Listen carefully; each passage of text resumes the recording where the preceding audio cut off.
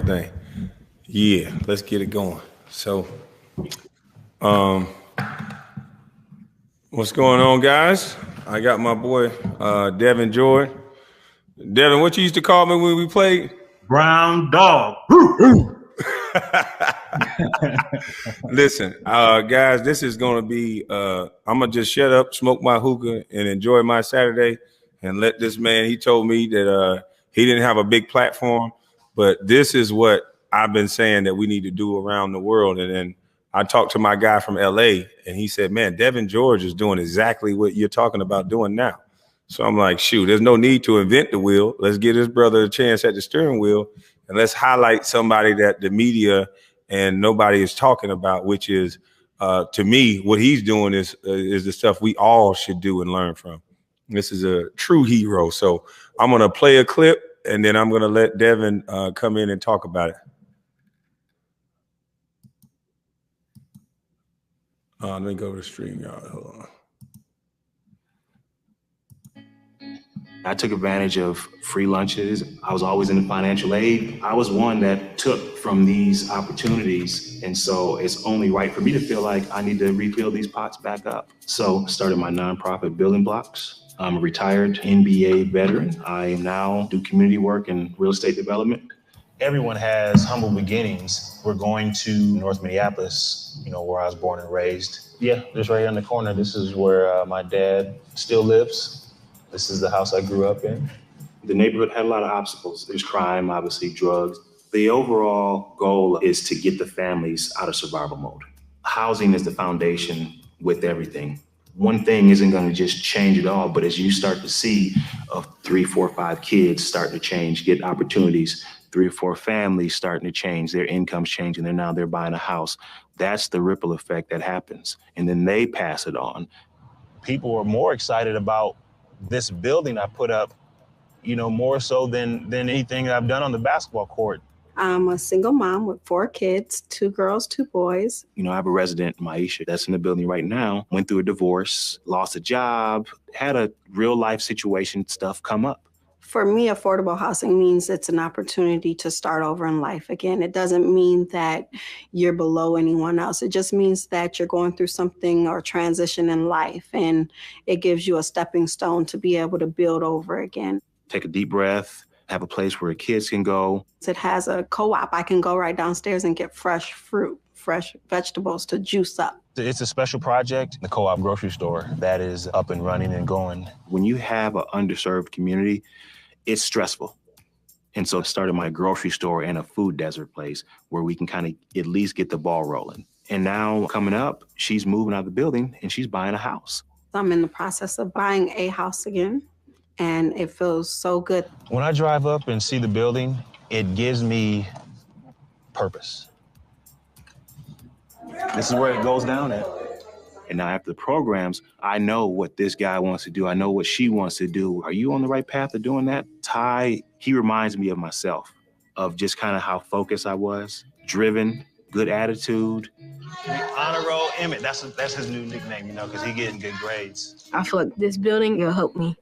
It'll help me succeed my dreams. Well, he's in a tough situation, but he's excelling. I feel like good going in there. Like I don't have no worries. Ty's getting recognized for being an outstanding student. I want you to have this Building Blocks character award with your name on it. If I'm having a hard day, like it cheers me up. The members cheer me up a lot and stuff. So that's why I like it, because it's supportive. I wanted to make sure you knew. I see what you're doing and I know what you're doing, so I want you to keep doing it. That's what Building Blocks is about, is dreaming about doing whatever it is you want to do and staying on path. Dreaming of being in my own home. Dreaming of having a good, stable job, dreaming of making sure that I'm able to provide for them. Like it's helping me a lot now to learn, because I'm learning new things every day from it. You can actually spread your wings and fly. It warms my heart because I know this building is a sign of hope and help.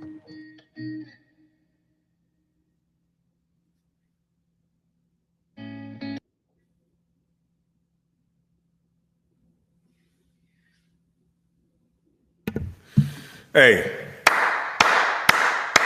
man, I'm talking about, you've been doing that since 2018. and not one news station, not one syndicated radio station, not one Stephen A. Smith put you on there. And see, this is the reason why I don't like the terminology and the names that they call people just for playing basketball. Because your impact, me and you were role players, but the impact that you're doing right now, this is all-star caliber. So you got the floor. Well, I will say this, that people recognize, like everywhere I go, this is all that they're talking about. When I'm in Atlanta, it doesn't matter where I'm at. In airports, people are shouting out, wanting to dap me up because of this. And they don't even live in North Minneapolis. Even though this is going in other states, other areas, people are excited about what's going on and what I'm doing in these communities. And so, but it's not told on a larger scale. I never really had social media. I never really document what I'm doing when I'm in the midst of it. I'm never thinking like, okay, I'm about to go help the kids. I'm about to do this. Let me document it. Let me take a picture. My mind has not really been there. So that's part of the reason. But at the same time, I appreciate you shouting me out. And I appreciate you giving me, throwing that on your platform. Man, I want you to tell them some of the things that you were telling me, because if they don't start following you, then you can come up here once a week or whatever you want to do and start telling people and start sharing and getting videos of the things that you're doing. Because what you're doing is the blueprint and the things that I was talking about. I'm trying to coordinate like a national shoe day or shoe drive where we give these kids some shoes, because you know how it is when you grow to 14, 15, you can't just go in the store and buy these shoes. And a lot of these kids now, I don't know what they're eating, but big feet. I'm telling you, it started really, I wear 15s, but it really started with Chuck and in the barbershop back in LA. Him, hey man, bring some shoes. And I'm like, who are you giving these shoes to? A 14-year-old. 14-year-old wearing my size. And so these kids are getting big now. So yes, every little thing helps. And one thing that you said is, you said, man, I want to do exactly what you're doing, but I'm not doing it on a larger scale. It doesn't matter. Most people think you have to do something large or something big to make an effect. It'll happen, especially whenever you're doing what I'm doing, whatever he's doing, and we collaborate, we work off each other, we build off each other. That's what's going to make a difference. So people shouldn't really say, I'm not going to put an 88 unit building up there with commercial space. I'm not going to do it. My impact isn't going to help. If you putting one unit up, one center up, it's helping. So don't be discouraged by the level and size of what you're trying to contribute to our community doing. And man, listen, I have these talks. I know people say, oh, he just got to social media. He's doing this for the drama. No, I use the drama to segue into this. See, I know dummy. Mama Cooking told me. Like, I always knew that I had a bigger purpose. And it's like every time I wanted to go, lose it on the court for how they was talking, my mom be like, oh, boy, this ain't what this is about. Like, no, you be quiet. And so now I think, I'm here to connect people together like yourself. And we in a beautiful space right now. Ain't nobody talking about us but us. Ain't nobody fighting with us but us. So if we can stop all this fighting and do what you're doing, and we got football players all across the country, that we can stop putting money up to our ear and go put it to the city council and go down there and come up with a business plan, then now we can duplicate what you're doing in all these opportunity zones. And the government has the money there for that. So I don't understand why we're shouting and running in the street. We need to be doing what you're doing. So I salute you. And anytime you need to come on this platform, and tell them how many cities that you're planning on doing this in. Well, right now, I got projects going up in New Orleans, Augusta, Georgia, more projects in Minneapolis. That's where my hometown is from. That's where I'm from. That's where my biggest brand really is in Minneapolis. Most people think, we're a bust or we're this or we're that or whatever. But where we're from, we have a bigger brand, not a national brand, but we have a brand where we're from. And so those are the cities that I'm in right now, but more coming. Because the word is starting to get out, and a lot of players are calling me saying, hey man, I want to do this. Can you pick up your building and bring it to my neighborhood? Because it's not a North Minneapolis thing where I'm from in my neighborhood. Those buildings and those developments and the philosophy can go in any underserved community. And that's pretty much what I've been doing, is duplicating it, just picking the building up and following that same blueprint in all the states. So are you saying you're willing to share this blueprint that you have with other athletes and other players so they can stop hollering and use that income and use their foundations to do this in every city? Yeah, absolutely. So I really let them know there's a few things. It's an investment. We're investing back in our community. But at the same time, the ownership goes a long way and it helps solve the problem. So me having ownership in all these buildings is I make the decisions on who can be in or not. I can look over people that have felony, bad record, that happened back in the day. And that's what people don't see is they don't see those boxes being checked. They don't see the communication with people saying, hey man, if I don't get this apartment, I can't see my kids. And then I say, oh, okay, well, you look like my cousin, you look like my uncle, whatever the case may be. Or people don't see those situations, understand the ownership of that. And then really the hiring. With these developments, I got to hire. Hire people. There's job creation. And then with the commercial space, so it kind of goes all in. I'll give you an example. I got a young brother, Sammy, in Minneapolis. He's going to have one of his restaurants on the first floor of the building. So I'm showing the community the velocity of money, how that works. So the young man that you see on the video just right now, I'm going to have Sammy hire him. So when Sammy hires him to work at his restaurant, that money goes into his pocket. If that money goes into his pocket, then his mom or him come back to Sammy's and buy a sandwich. So the money comes back to Sammy. The money Sammy's paying me for rent, it goes into my employment, which people look like him. Okay, when they get their paychecks, they go back to Sammy and give him the money he just gave me for rent. So just the velocity of money, we're understanding that and why it's important for us to support all of our businesses and how when one of us raises up to another status, that builds everybody up. And so those are the things I'm working on right now. It sounds like you're redoing Black Wall Street. That's what it sounds like. You're putting what we need in the community, and you're not hollering and shouting. You've been quiet. I haven't heard from you since we played together. You haven't heard from me either. Yeah. But I've been, slowly behind the scenes. But now I understand, like, it's time to network. It's time to build. That's our purpose. And I think we getting distracted with following all these groups when the group is us. It's we the people. If you can take care of your neighborhood and then spread that love all across and give that blueprint, because a lot of these guys, they didn't know this.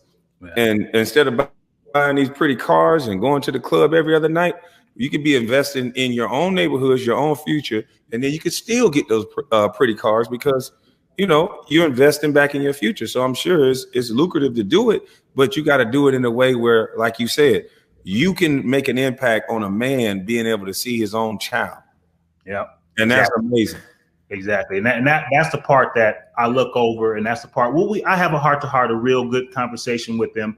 Once it kind of gets past to a certain point where they're denied getting in the building, the ladies that work for me on my staff, they're in tears, with hearing the stuff when they have to deny people or whatnot. But there's some that just come across and I have to sit down with them and say, look, you have many other opportunities and chances. I'm going to give you one chance here.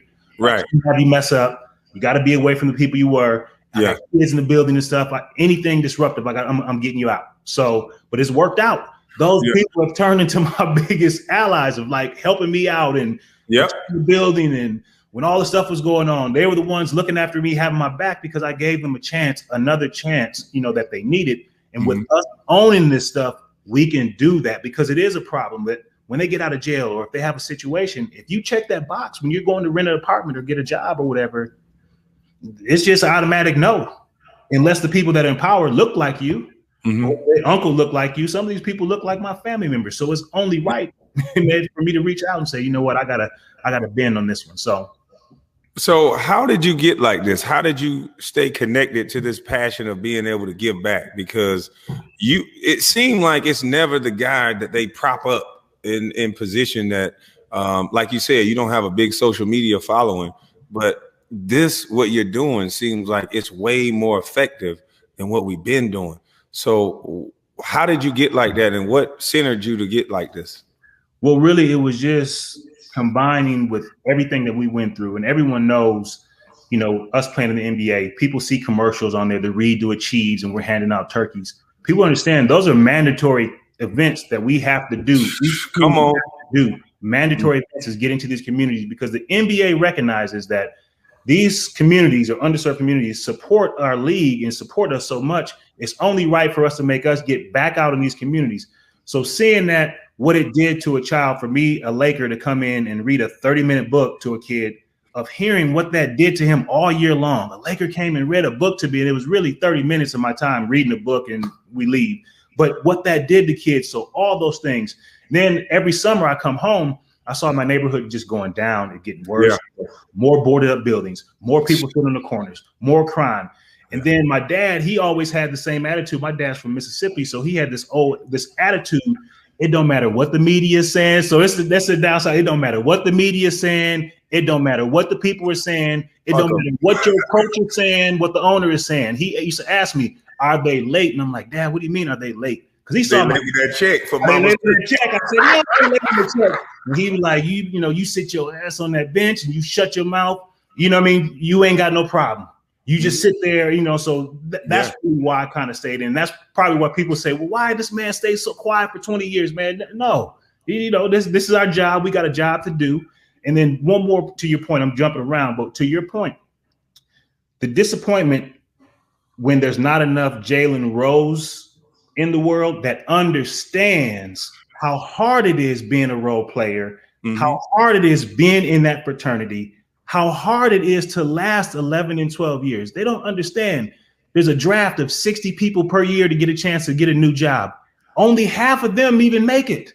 So about 30, 40 jobs, and there's only 400 people in, 450 players. So people don't understand how hard of a job it is and how many people. So the disappointment doesn't necessarily come from the people that didn't play, but the people that did play, you understand how hard it is to have a productive stat line when you get thrown in the game for 2 minutes, taken out, thrown in here for this, taken out. You only get one shot in the first quarter, and then you get another one in the fourth quarter, but you missed it. You weren't in the rhythm.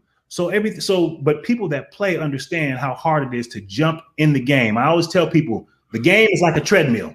It's on 15 at an incline. When you get in the game, you got to build and get going. You ain't know I'm gonna just go up and raise it up.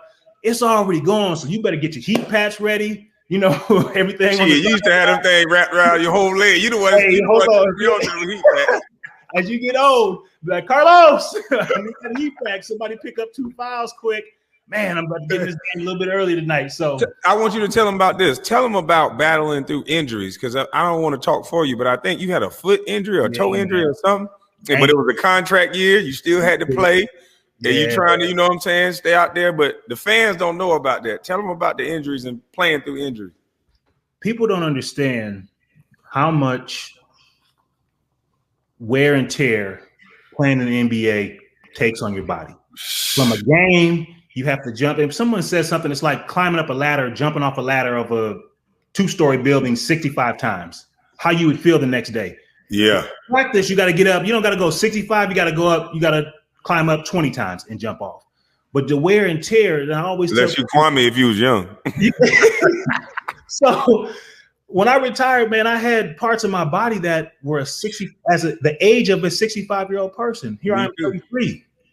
So people need to understand the wear and tear on your body and playing through injuries. This is our job. We have to perform. And if you're out there, no one cares if your ankle, if your shoulder, if this is hurting, if your fingers, if this, whatever it is, if your back. Because you make money. Remember, Stephen A. made it all about money.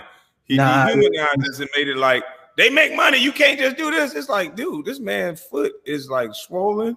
He just had a cortisone shot. Yeah. He's fighting for a job. Yeah. He tried to feed his family. He just had a kid. Like, are you crazy? No one understands it's just the outside, but people that are in the locker room know my foot looks like my ankle is the side of a grapefruit. I'm out there playing, but you gotta get through it, But the money doesn't make that go away. Right. You just gotta take the heat that comes with it. So so that's it. But going back to the blueprint and why I started, going back home, seeing and where we're from in our cities, everyone that's doing social work, principals, teachers, whatever it is, they're always saying, "Hey man, can you come talk to my kids? Come talk to my kids. Come say hi to my kids. Just come and pop in. Just come." So as I'm doing that, I'm going to visit after school programs and noticing there's kids missing at a time. And at these after school programs, the after school program was at the school in another location. So I'm like, why are they missing?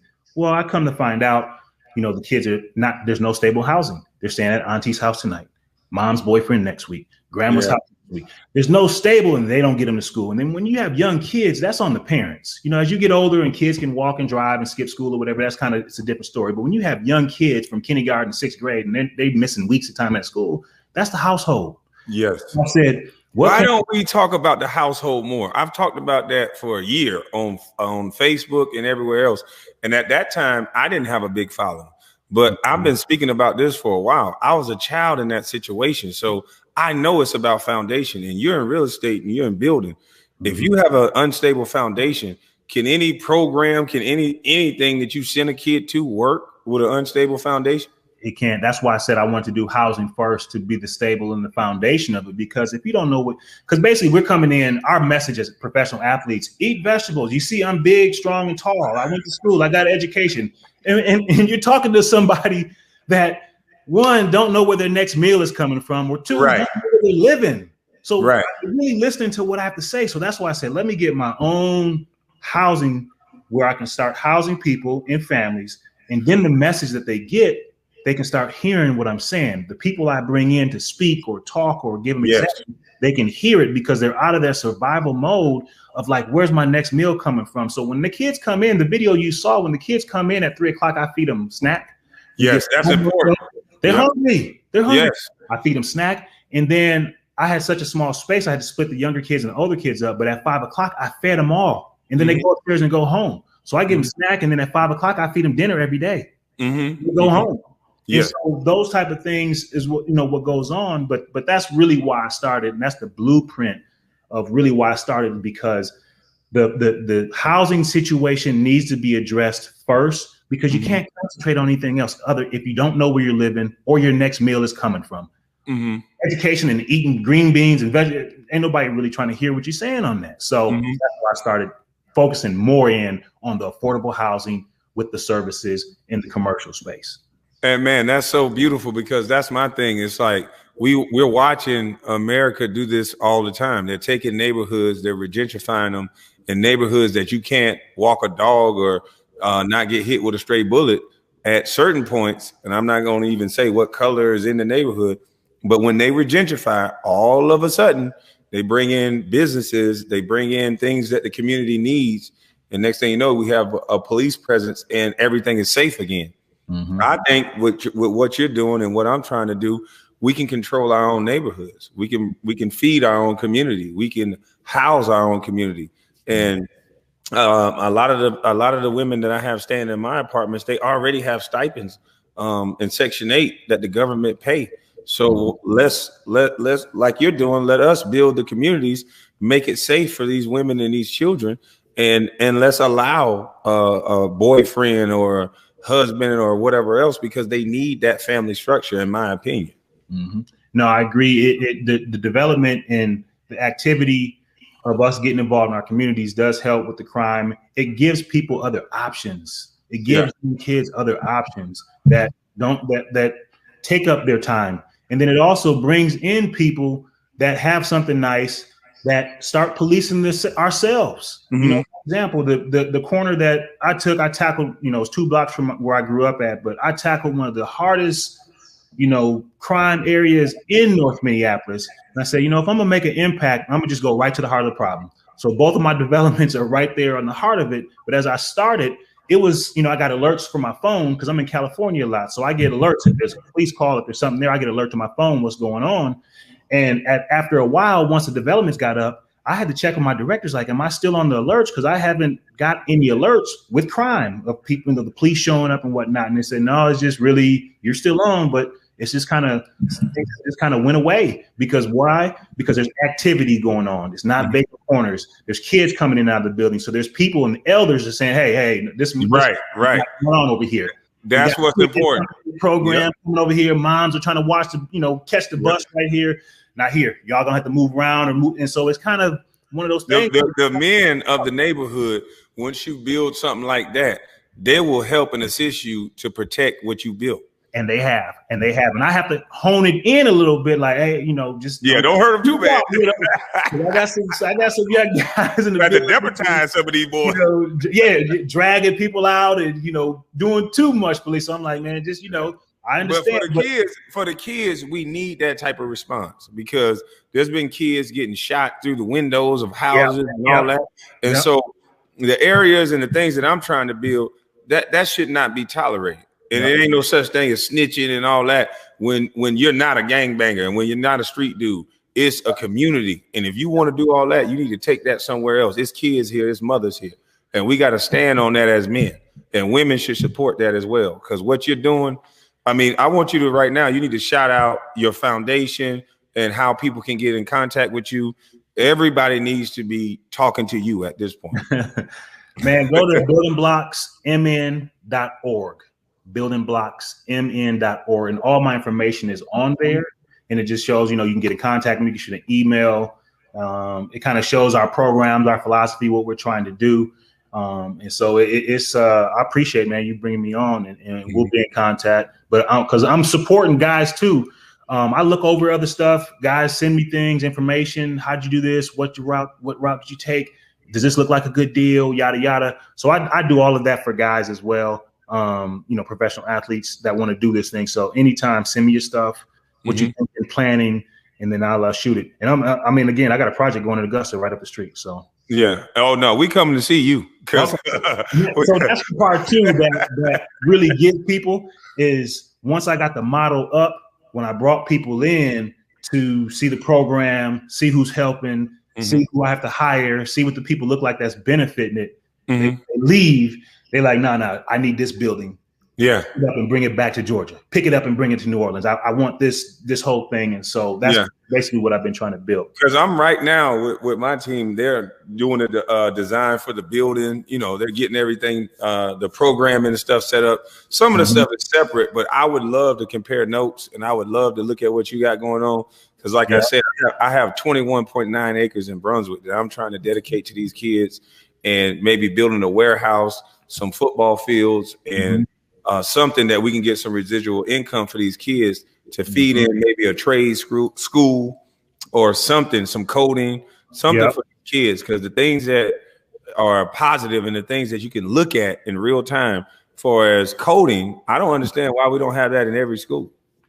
It's just we don't have access to those resources and those things and that information. And that's a language that we at least need to introduce to our community, because that language is going to be spoken going forward. And we have enough money to put we have enough money circulating out of our community to put some great coding schools and have teachers there and have a warehouse where we're teaching kids trades. Yeah, because that's my thing. If you're a man or a woman and you have 3 trades, can't nobody silence you. Nope. You can do whatever you want to do. You are the job. And what's going on now is everything is going to a place to where we have to work for someone else.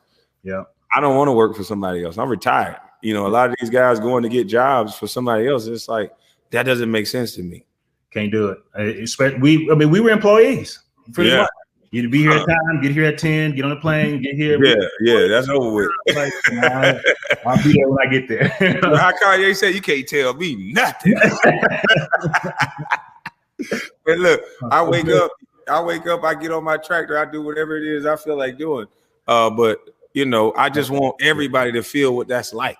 And that comes through hard work. I've been working since I was 14 years old. And it seems like you was raised by an old school man like that. Because I was raised like that as well. That blue collar man that, no matter the circumstance, no matter what you're faced with, that's why I can stay quiet for so long. Yeah. I give praise to my mama's cooking because she gave me discernment. Yeah. But a man gave me that strength and that manhood that you don't have to overreact. And a lot of young men now, they're overreacting to things.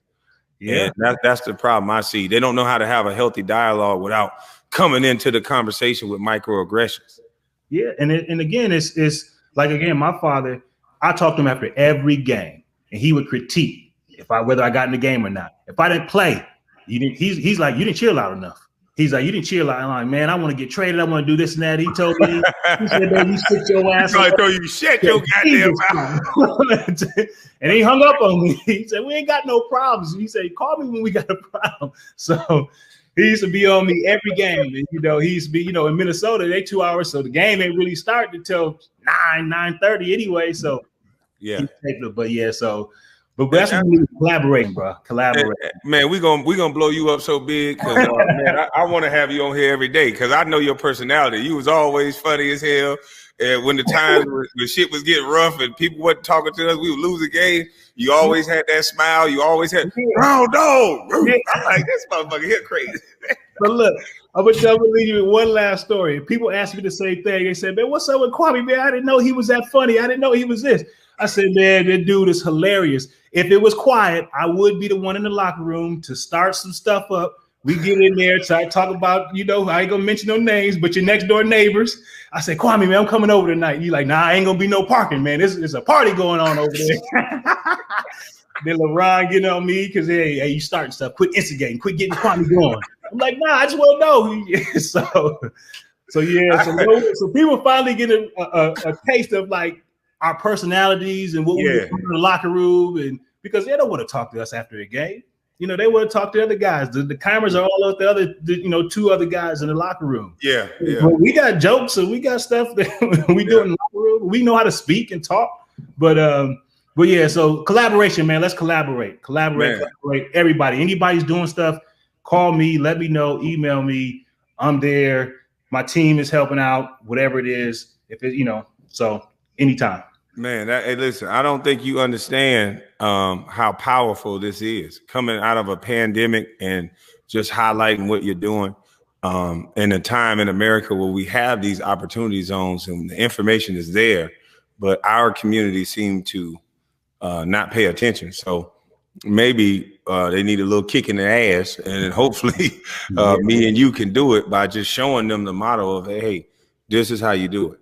And I always, like I said, man, everybody tried to make this thing about basketball.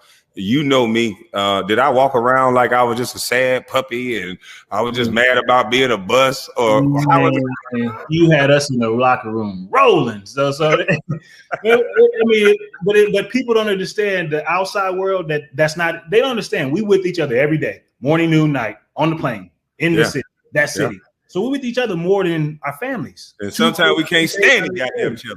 Yeah, for real. But just like brothers, brothers fight, people fight, whatever it is, what it is. But I think what you're doing is giving a light or a glimpse into like kind of the stuff that happened in the locker room, how we talk in the locker room, how we capture each other in the locker room, how we joking with each other. It's a long, it's a long season. So shout out to you, man. Keep doing what you're doing. Yes, sir. Keep taking the bullets for everybody else. You're standing up, saying what other people want to say about whatever mainstream media, but whatever's going on. Yeah. Just like the other brother that works in the manosphere, the Kevin Samuel, man, he getting support like crazy. Why? Yeah. Because he's saying stuff, people that can't say stuff. Yeah. So they just gonna keep going. So, wait, when you say can't, what's stopping them from saying it? Get the cancel culture. If somebody else that has a job or don't have their own ownership or whatever the case may be, that get on social media, that work for somebody, they'll get canceled. So what they do, they got somebody that said, I'll take the bullets for y'all. I'll stand up and say what you can't say. So when he does that, they just go ahead, keep pushing them, donate, super chat, do what they need to do because he's speaking for people. So how is this a free America if you're saying that we can say whatever, but that's kind of like those fake practices that's not mandatory, but bring your ass on.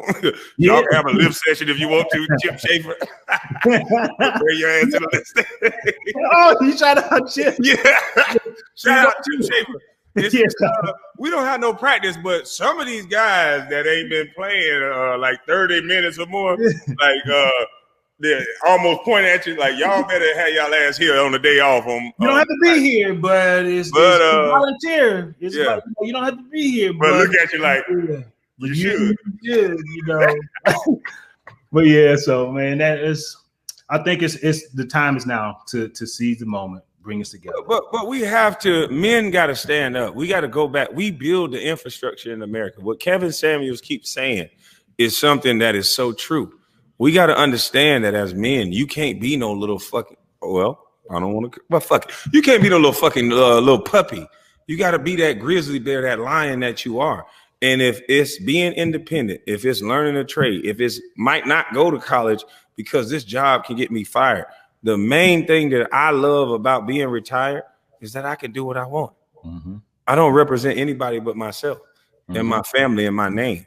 So that's why I didn't let them play with my name. Now that I don't have a company that owns my likeness, somehow keep running ads, destroying my likeness.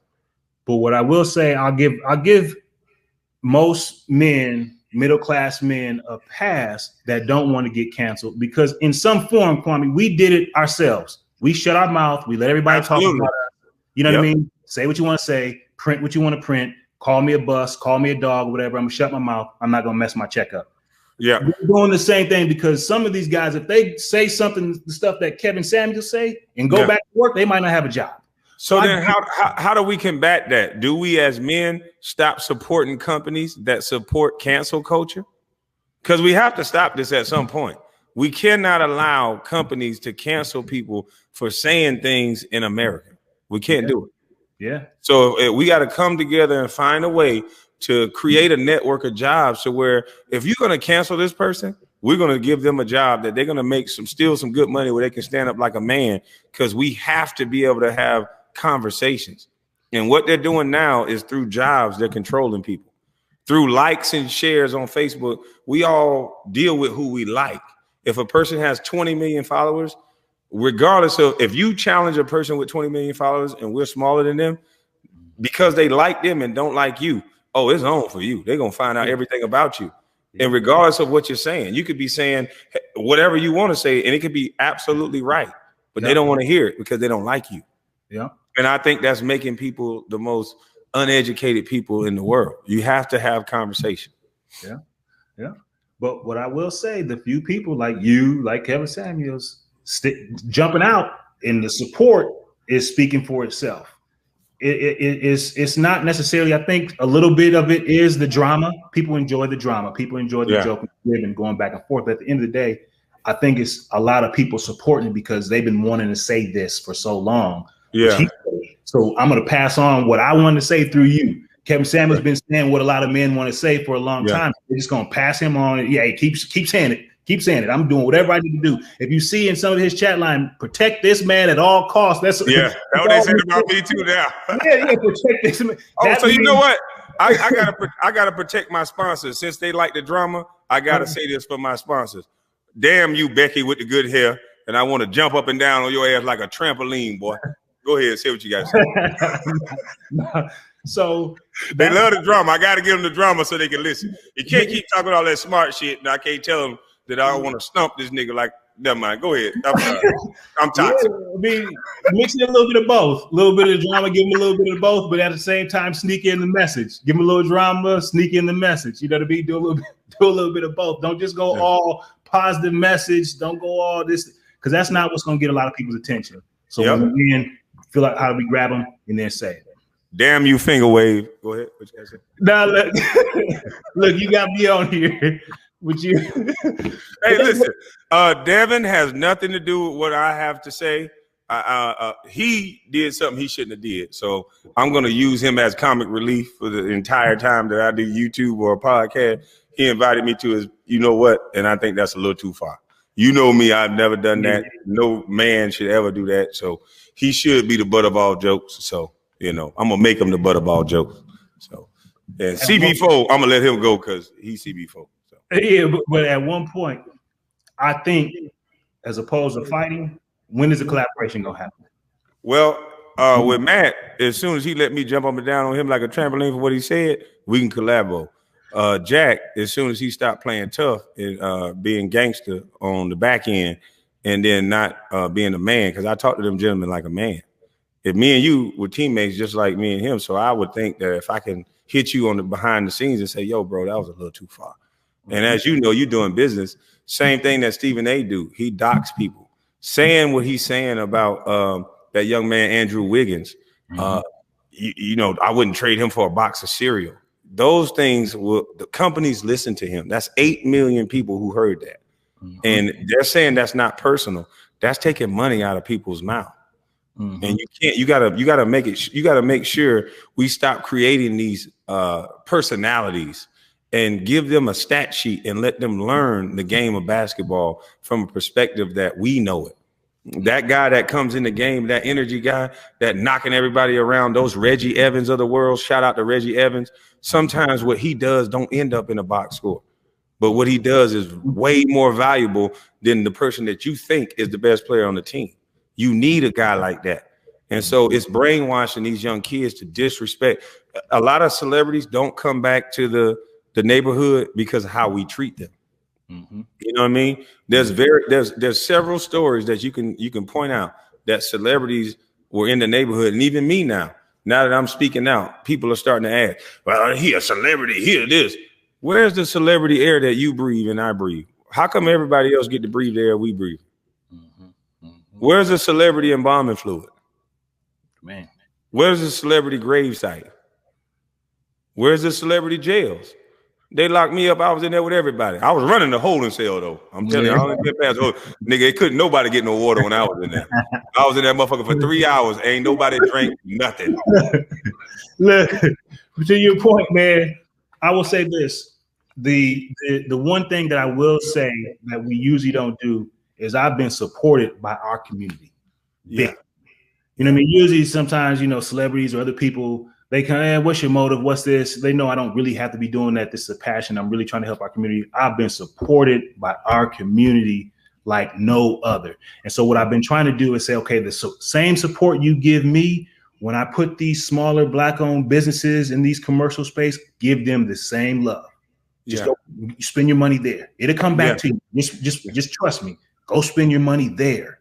And so that's what I've been kind of pushing, with my developments as well. So how did you avoid, is it because, I don't know, because I get I've opened up restaurants, I've opened up different things. And a lot of times people say, or I hear the chatter in the neighborhood, I'm not going to help him get no more money. He already got money.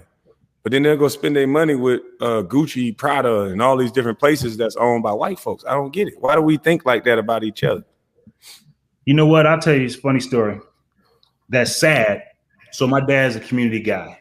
He ran the neighborhood bar back when we were coming up. And so it was a Black liquor store and there was a white liquor store in our neighborhood. He bought all his supplies and everything from the Black liquor store. And at the same time, so there was a guy that said, hey, can you give me a ride to the liquor store? So he's going to Staten Liquor, shout out Staten Liquor, he in business with, but he gives a ride there and he's like, oh, no, man, I don't go shop here. He said, what are you talking about? He said, his is cheaper and it's a Black man. He said, oh, no, that nigga ain't getting no Cadillac off me. My dad said, here's the deal. You're going to go in there or you're going to walk. One of the two. And so, but that's just our mentality. And then another example. So my dad had the bar, but there was a guy, Leland, on the outskirts of North Minneapolis that had chicken wings that everyone loved. So my dad would go get Leland's chicken wings, let him bring it in there, collect all the money, give every dime back to Leland. And so I said, Dad, you didn't charge him no fee? He was like, no. He's like, because I got the chicken and the beer. He said, so when they come in, I ain't had nobody come in and buy no chicken wings and not want nothing to drink. He said, but I'm collabing with him to make my product better and to help him. Mm-hmm. So we don't have that mentality anymore. We're so worried about, let me get my percentage and not understanding that it will come back. Me helping you get your development going, it will come back from some form of way to me. But we want a direct correlation of like, I'm gonna help Kwame. Well, what am I gonna get back? What do you do? Don't worry about that. It'll come back some form of fashion in another way. And so that's what we need to do is collaboration, build each other up. And before I got on with you, shout out to Star. Star is an elder, and that's what I said. We need to connect these young people back to elders. He understood that I only been on YouTube for a week and a half, maybe 2 weeks at most. Mm-hmm. So when he got on the phone with me, he just chopping it up. What can I help you with? Literally just giving me a breakdown of what I need to do. And if it wasn't done, he showed me and told me how to do it. So that right there is just like, man, I appreciate that. He didn't ask me for a dime. He didn't have to do that. And I'm guaranteeing that somewhere down the line, I'm going to pay it forward because I've been doing that since I got on YouTube.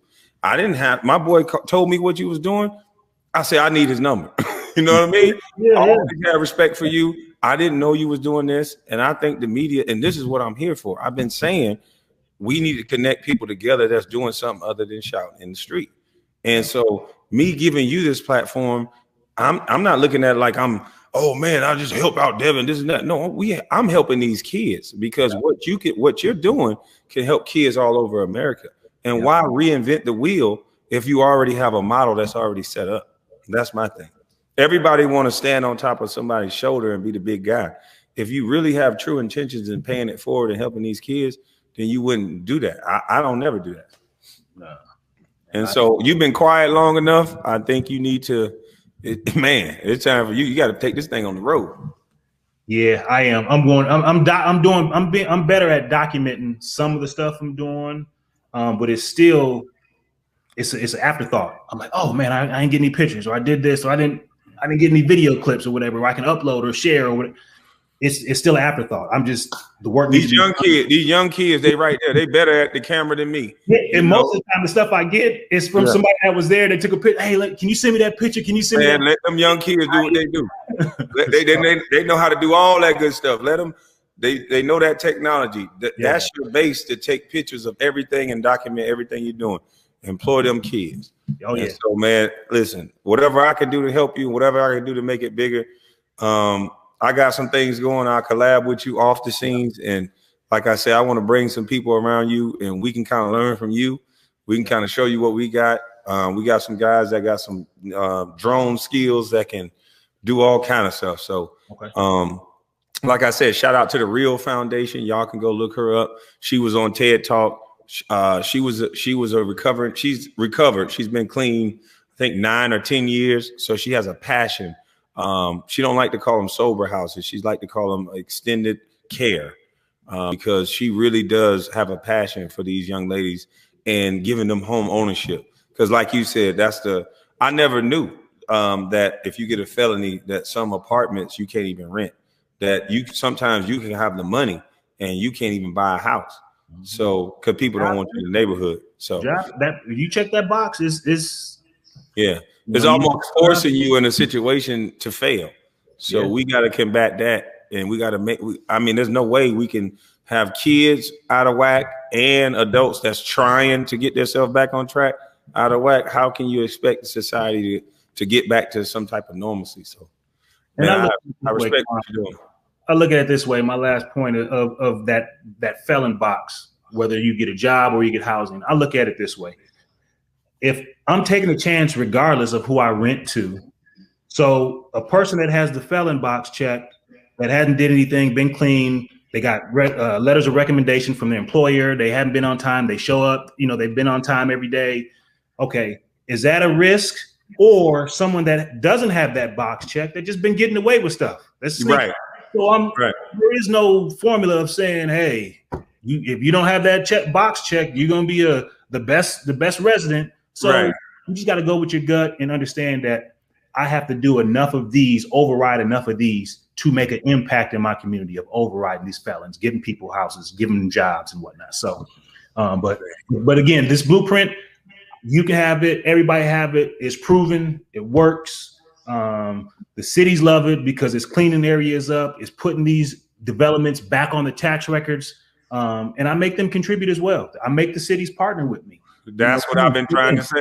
Yes. Partner with me. I'm going to do a job for you. I'm going to help you out. I'm going to clean this area up. I'm going to give some people jobs. I'm going to give housing. There's a long list of people don't know where they're going to put people in housing. People housing stuff. So with that being said, I need some help on this end. So, but that's on that.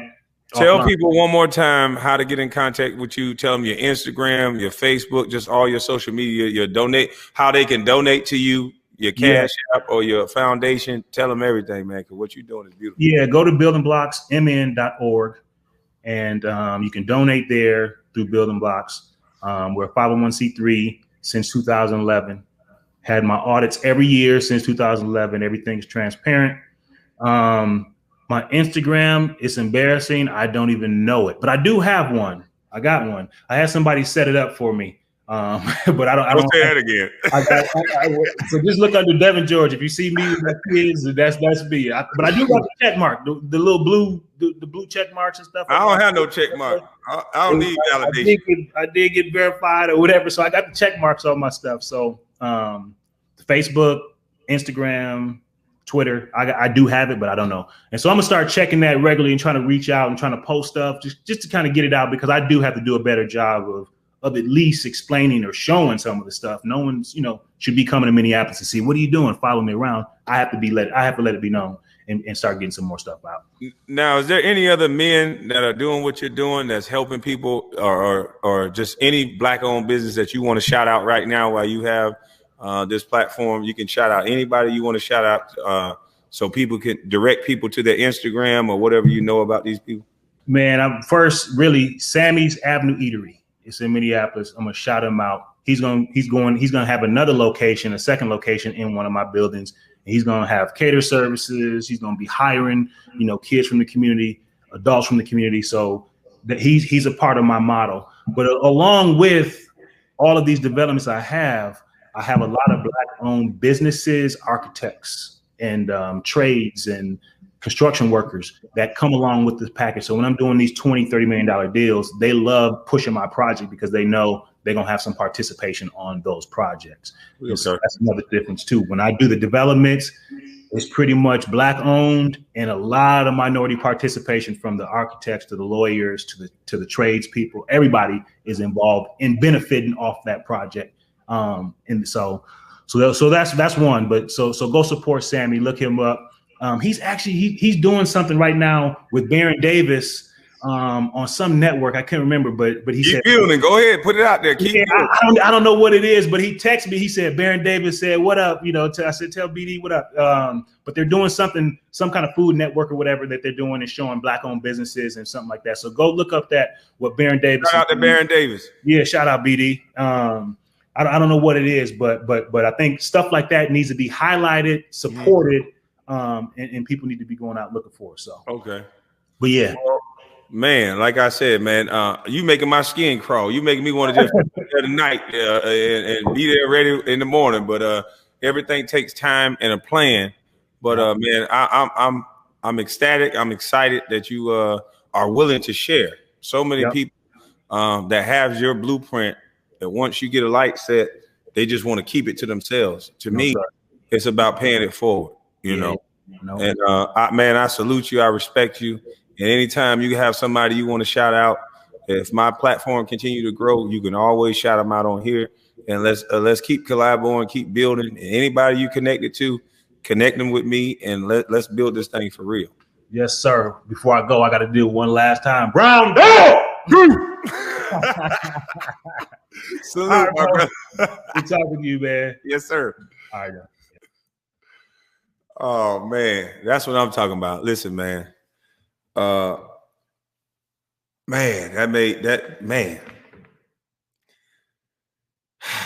man. I don't know about y'all, man, but that to know the struggle and to actually witness what this young man went through, and to see my shortcomings, he saw them. I saw his. I saw the way he persevered and battled through injury, through pain. And those are the stories I want to highlight, not some guy who never did it, who don't understand that it's more than basketball. Devin George, myself, we're not considered great basketball players. That doesn't mean we're not great people. And we have to stop dealing with who we like. We have to deal with the people and deal with everybody, really, but deal with the people that's putting out something positive for these kids. If these kids are our future, then that should be everybody's focus. We got to stop talking so much and figure out why things are the way they are. And I think a lot of adults are getting in the way. They are orchestrating chaos. I didn't come to YouTube to argue all day. I'm going to call Becky with the good hair and CB4 every now and again. But at the end of the day, those young brothers should have apologized. And I gave them ample opportunity. Stephen A. Snitch, I want to find out why you was at those colleges. I think I've always been a different type of thinker. And I think somebody put you on me, boy. And I think we're going to find out soon enough why you was at those colleges and what you was teaching those kids. And shout out to all YouTubers. I know that my algorithms is what you guys are looking at. And I'm sorry that that's all you guys focus on. But I knew when I got a platform, and I had a platform before, so this is not new to me, but it seems like somebody tried to make sure I didn't have one, kind of like they're doing now. So while I'm here and when I get my podcast, you're going to see more of this. You're going to see more building. You're going to see more men come together and not enjoy the demise and the slander of Black men. I think we can see the difference between Chad Wheeler and his alleged situation compared to Ray Rice and his alleged situation. And I'm saying alleged because I'm starting to learn a little more about this YouTube thing. And there's been a lot of disrespect going on amongst black men. And there's been all-out attack in the media. It seems like every black male has been doxxed. If you go through the list of black men, you're talking about things that they have done off of the field of play or off the hardwood. And those become the reason why they don't get in the Hall of Fame, or they're looked at as whatever you label them as. And I don't think it should be all encompassing.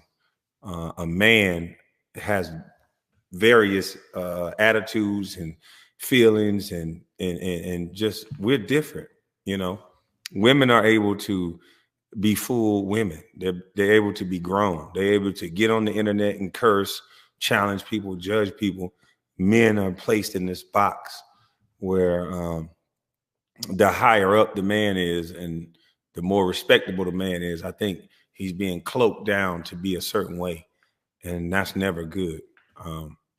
Now the only men that can be full men is the thugs, the niggas that don't have a job and don't give a fuck. So that's why I say fuck you. And I understand that you guys don't care about the way somebody speak. You can see that in the music. You can see that in the music. Nobody cares about somebody cursing. If we put a beat to me cursing, you'll like it. Somebody did a Machiavelli beat to something I said. Shout out to whoever that was. That editing was beautiful. Shout out to the young lady that keep editing. I wrote it down somewhere. Hold on. Because I ain't everybody scrimping with me all of a sudden, but I'm just a little bitty bust, so I don't know why everybody arguing with me. Let's see, it's something with an S, Sack Life or some shit. Hold on. I got my little notes. What did I do with it? Yeah, a lot of shit been going on. She know who I'm talking about. Shit, I shouted her out in the last video.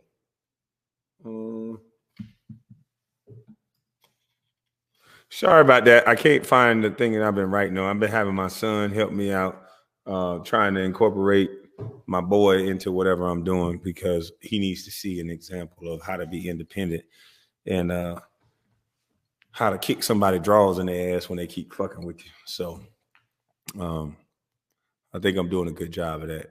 I showed him a quiet confidence, and I showed him what happens when you don't leave somebody the fuck alone. So everybody that's out there that wasn't believing in what I was saying, I still respect you. I still salute you. Like I said, this is bigger than Kwame. I said that since day one. If you look at it when I got drafted, I've been saying it's bigger than me. So I respect y'all. I salute y'all. Y'all have a blessed night. I'm about to enjoy my family. Gone. Mama's y'all like that shit. Mama's cooking. Oh, shout out to everybody that sent me some equipment. Trust me, I'm going to put it all together. I got a lot of shit going on. I'm going to put it all together. I'm still trying to jump on my tractor in and out, catch my son up with manhood and all the stuff I'm doing. So it's kind of hard to juggle all this stuff when you only became a YouTube sensation because you was arguing with Becky with the good hair. Two punks on a podcast that they don't own, that they think they bad motherfuckers. But anyway, I'm going to keep doxing you niggas because y'all. Anyway, keep it positive. Thank you, Devin George. I hope we can, well, I know we're going to collab, and I want to be able to take this thing around the world. You NBA players, you football players, you baseball players, y'all have been put on notice. Y'all not going to be used to shout in the street no more. Y'all not going to be used as pawns no more. If you really want to help and you really want to make an impact, you're going to have to come sit down and holler at people that want to make an impact without all that drama. And this is what I'm going to use my platform for. And you guys have a right to use your platform for whatever, but this is what I chose. So salute to everybody. Good night.